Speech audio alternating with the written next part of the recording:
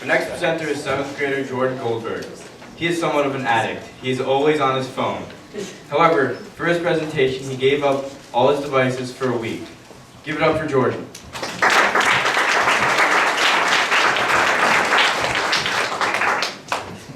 Thank you, Chad.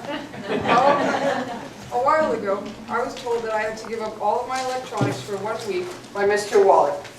He decided on this idea because I was constantly and obnoxiously on my phone during TED meetings. No was my first answer. There was no way I was going to do this.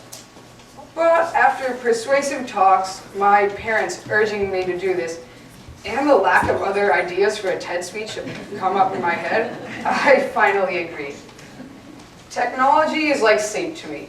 I can barely live or get through a day without it. That's why I said no to doing the experiment. But I made the mistake of doing it anyways. The first thing I did on that first Monday without technology was cheat. I turned on the TV and checked my phone. My phone ironically had the no technology reminder on it that I had set the day that... Excuse me, a second. Hello? I can't. I'm at my TED speech. Anthony, I've told you a million times what TED is. Then just ask Mr. Wallach. No, TED is not stupid. I have to go now. I'm in the middle of my speech. I'll send you a picture. Okay, bye. Excuse me.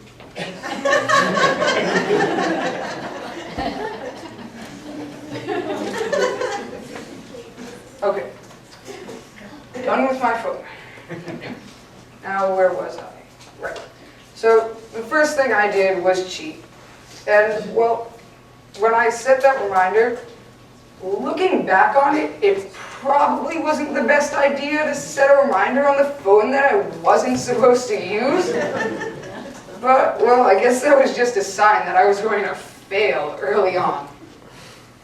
But I listened to the reminder anyways, turned up the TV, and mistakenly put down my phone.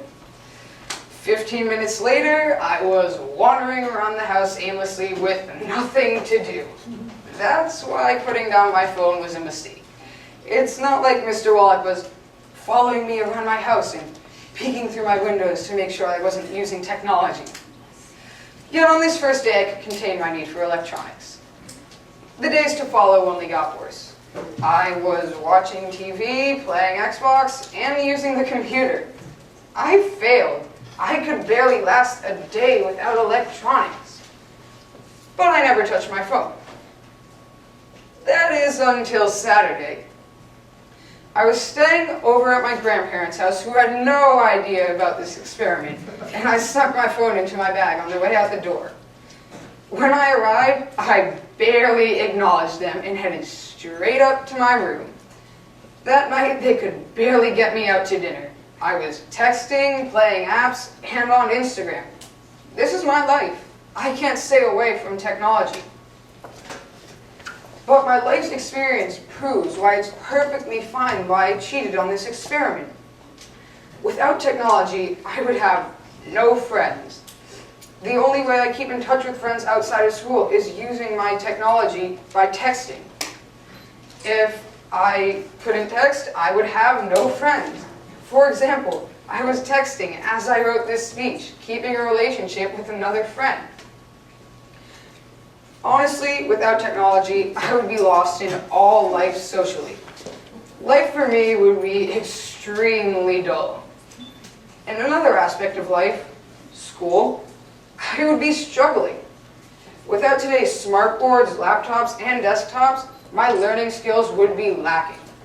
The current technology we do get a hold of in schools today helps me through every day, and without it, I would zone out more than I already do.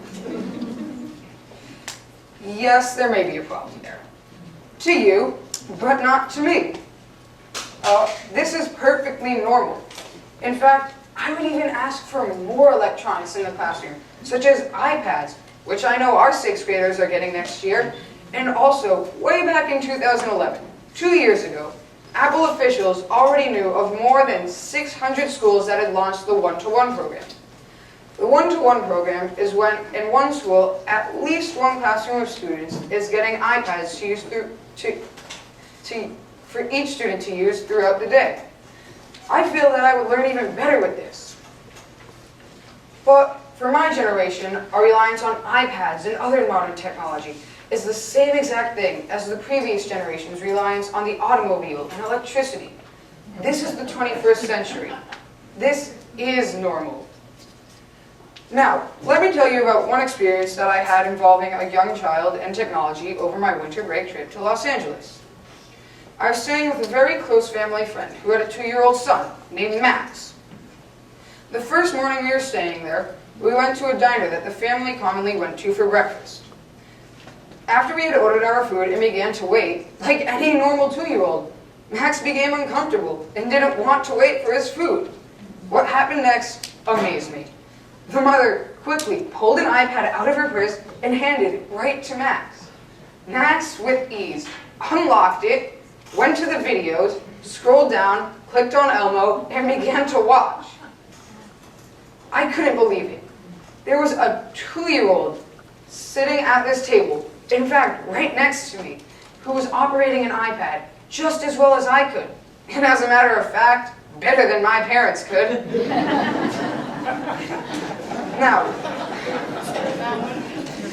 Now this family was kind enough to send us a video of Max on this iPad that I will now show you.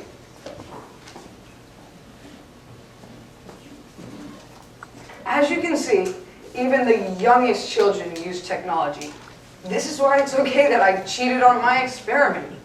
Everybody uses technology, from young to old. But this is only proof and experience from my life, which may not show much or mean anything to you. So let's go to the cold hard facts. Currently in the Summit School District, there are 1,192 desktops, 602 laptops, 75 projectors, 9 collaborative classrooms, 27 scanners, 147 video/still cameras, 19 smartboards, and 48 servers. This is straight up proof that the teachers, principals, and the Board of Education understand the importance of technology in the classroom. The reason for this extreme use of technology in the classroom is because it enables kids with different learning types to learn just as easily as another. For example, I'm a visual learner. For those of you who don't know what this means, it means I learn most easily when I see the topic the teacher is teaching. Most others are auditory learners, which means they learn just as easily by hearing a certain topic. And finally, there's kinesthetic learners, who learn by touch. With the current technology we have in the classroom today, it enables at least 2 of these learning types to learn at the exact same time, just as easily as the other. Also, according to Smart Technologies, the creators of the smartboard, they already know of 30 million smartboards in use today. These are 21st century classrooms, and you think they're perfectly normal. So if I'm an addict, then the school is my supplier. Technology has advanced more in the past decade than in the past century, and my generation is experiencing this amazing change in which we live. Nothing is wrong with being a technology addict. This is the 21st century. This is normal.